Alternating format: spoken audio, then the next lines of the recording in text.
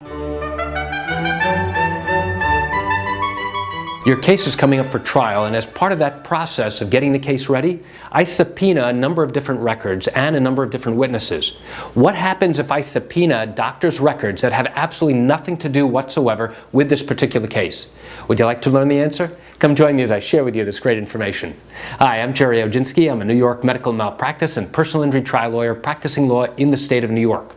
As your case gets ready for trial, we have to go ahead and serve subpoenas. And a subpoena is a document that compels somebody to do something, either to compel them to send records into court or compels them to appear in court on a particular date and time.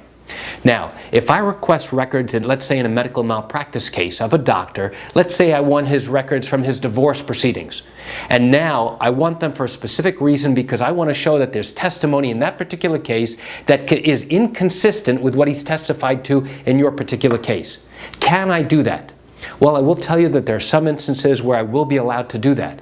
But there are other times where the court will turn around and say, Mr. Oginski, this has nothing to do whatsoever with this particular case, and therefore, even though you have subpoenaed these records, and the doctor has brought those records into court or had them sent into court, I'm not allowing those records to be used in the course of your questioning of this particular witness. Now, why is that done? The judge wants to make sure that if I subpoena records, now, and I'm going to question the witness about those records, that information is somehow related to the testimony being given in this case and to the claims or to the defenses being raised in this particular case.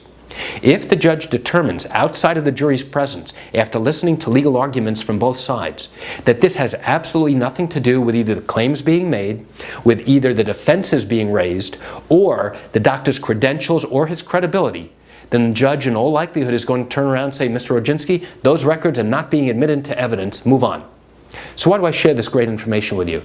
I share it with you just to give you an idea and an insight into what goes on in the litigation process as the case goes to trial. There's some people who think that just because you subpoena a witness or subpoena records, that automatically means that those records are coming into court and coming into evidence.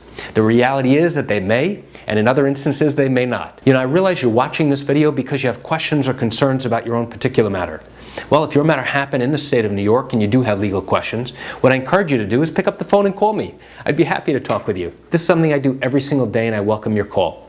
You can reach me at 516-487-8207 or by email at Gerry, Gerry, at oginski-law.com. That's it for today's quick video. I'm Gerry Oginski. Have a wonderful day.